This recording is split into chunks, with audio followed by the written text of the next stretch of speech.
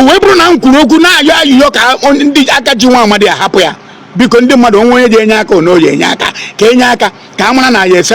esetụrụ mata ka nwa amadi anata ka akọrọ etinye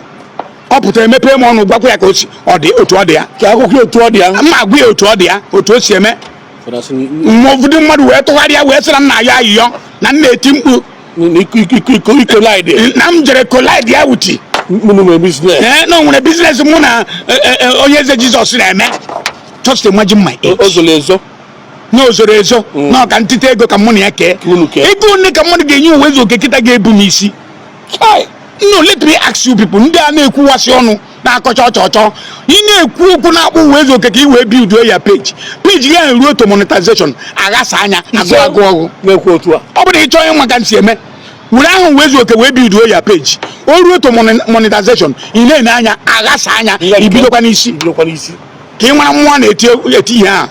ndị be anyị kenekwa m unu na-anụgo n'onu uwe ezu oke ọ sị na ihe anụnwa ndị mmadụ na-akọchi ya dị ọkwanụ mma because na enwe one thing nchọpụta about ndị be anyị our people, most of our people with low self-esteem, they will tend to destroy what they don't know about.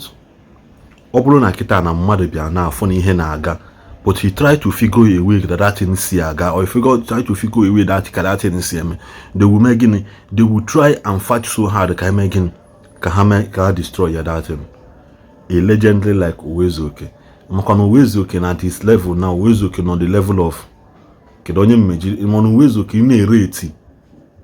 people that made our childhood great, that made our childhood awesome.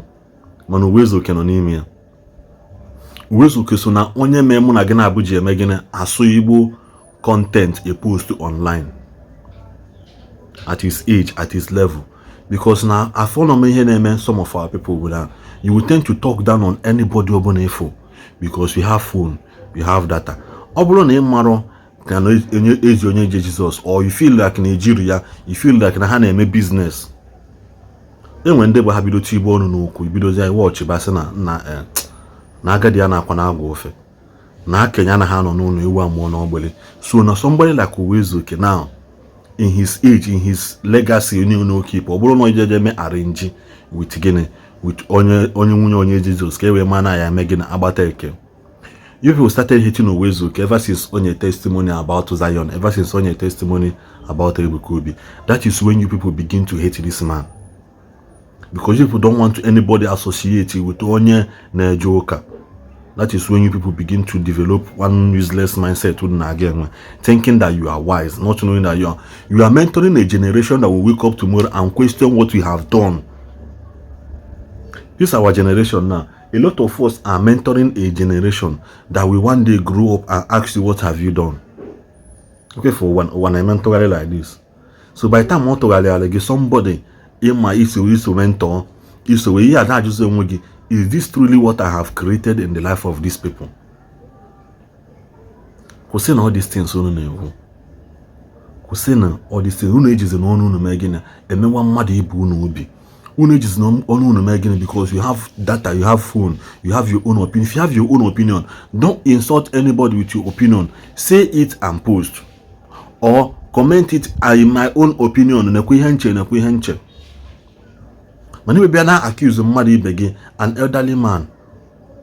The law of karma knows everybody address. The law of nature cannot begin or cannot be wiped out on earth. Ikonye jiwema kaye jiwema igene kaye jiwema alia kodino. Igbo bụ Igbo ọnụ na-asụ nnọọ ekele m ụnụ nke onye chiri ya zere asị m ya dịrị ụnụ mma ma ndị na-ekwu okwu ọjọọ n'isi m asị m ya gaziere ụnụ onye iro m dịkwana ndụ ka ọ fụ ihe m ga-abụ ada ama na-ekpotu a mana o nwere ihe m chọrọ ịjụ ndị Igbo ọsọ ụnụ bụ tribe enwere na Naịjirịa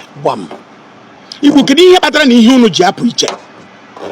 ihe ọbụla ụnụ agbachapụta n'iru a na-ekwu okwu akwụkwọ ụnụ a na-agụ na ụnụ gụgharịa mana eruo na gọọmenti ụnụ adị mkpụrụ mmadụ one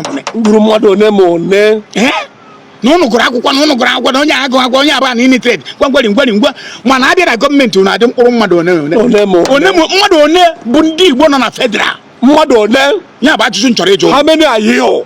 how many of you bụ ndị si na ha gụrụ akwụkwọ nọ na federal level so na abọrọ ego Nigeria? Ajụjụ ka njụrụ unu. Simply na mmụọ bụ uwe eze oke kwuru okwu maka onye eze Jizọs wee yọọ ndị mmadụ maka na ndụ kacha ihe eji azụ ya ka a napụta ya na ọ bụ na enye ya ka ọ bụ na ọ pụta ka ọ kọrọ etie mistakes ya na mmadụ nwere ike ịdị na-akpa agwa ọja ha nwa na ya na-eme mistake nọ mgbe ihe dị agha mere o wee nwara ebe o si eri mperi otu a wee yọọ ndị Igbo si ha biko nye na aka a napụ ha n'ofu oru onye oru azụ na ọgwụ oru niile ka a nara azụ o doro m anya na ofu onye Igbo nwụọ na ọ karịrị isi mmadụ 10 na ndị agbata obi anyị. Yes, maka anyị bara uru too much and half. And anyị nwa bụ ndị Chineke jiri wee tọọ ntọala ụwa bụ ndị Igbo. O wee bụrụ na m kwuru okwu na-ayọ ayụyọ ka ndị aka ji nwa amadi ahapụ ya biko ndị mmadụ onwe onye ji enye aka na oyi enye aka ka enye aka ka a mara na ya esetụrụ ọmata ka nwa amadi anata ka a kọrọ etie nya ọ pụtara emepe m ọnụ gwakwa ya ka ọ dị otu ọ dị ya ka akwụkwọ otu ọ dị ya mma agwa ya otu ọ dị ya otu o si eme ụfọdụ mmadụ wee tụgharịa wee sịra nna ya ayụyọ na nna eti mkpu na m jere collide ya wuti na o nwere business mụ na onye eze Jizọs na-eme. Just imagine my age. Na ozoro ezo na ọka ntịta ego ka mụ na ya kee ego one ka mmadụ ga-enye uwe eze oke kịta ga-ebu m isi. No, let me ask you people, ndị a na-ekwuwasị ọnụ na-akọcha ọchọchọ ị na-ekwu okwu na-akpọ uwe eze oke ka ị wee build ya page ya ruo to monetization aghasa anya agụ ọgụ ọ bụrụ ị chọọ ịnwa ka nsi eme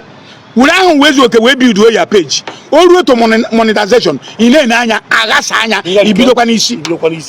ka ị mara mmụọ na-eti ihe a. Ọ dị unu ka mmụọ bụ mmadụ ọja ya ayọ ebidoro m fim mgbe $1 adịghị na fim mgbe a na-ayọ mmadụ ayọ bịa mee fim anyị na-eji ayọ mmadụ n'ụlọ